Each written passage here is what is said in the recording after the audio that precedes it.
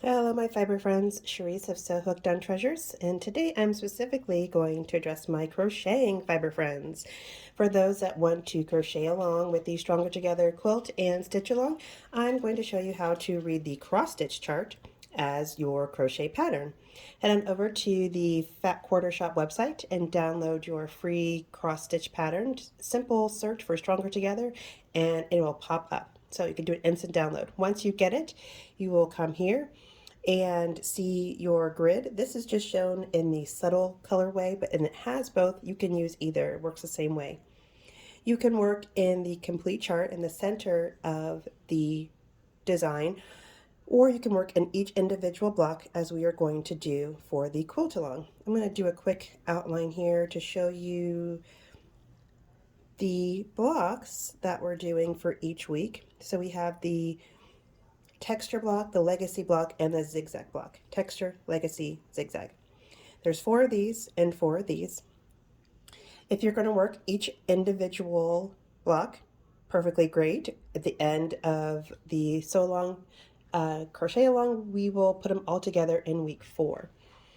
Just giving you the example, because I'm showing it here in my upper left-hand corner. If you're working each individual square, each individual block, as we are for the quilt along, you're going to start with by doing a chain, the number of squares across plus 1.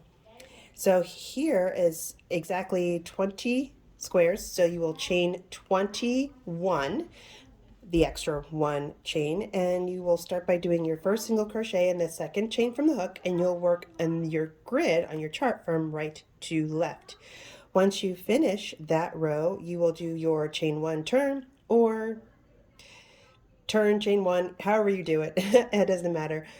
Just keep in mind that for the next row, you will work from left to right. You will still turn your work and still work it as you would right to left, but your grid you will read from left to right, and so forth. Next row, you go up and then work from right to left, then left to right.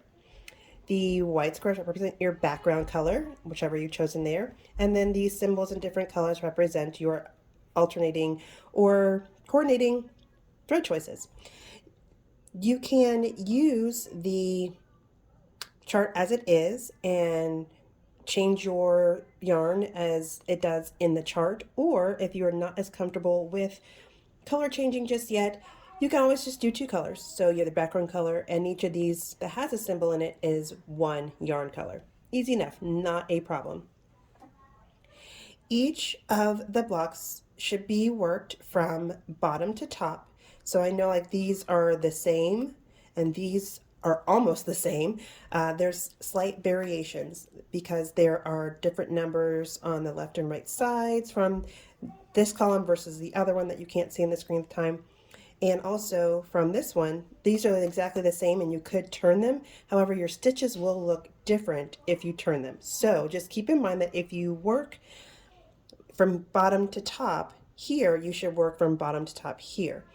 You can also do, if you want to, if you don't mind the stitches looking slightly different, you can work from the same angle and then just keep turning. That's a judgment call, a personal preference. For those who are maybe more like me and a little OCD inclined, you are perfectly, okay in doing from top to bottom consistently for each time. That way it looks like one cohesive piece. Now, if you are doing the whole inside all at the same time, you will chain for the number across plus 1 and work in the same fashion. You will just have the complete piece and do more color changing at the same time versus each individual block. Personal preference, whichever works best for you. Hope this helps.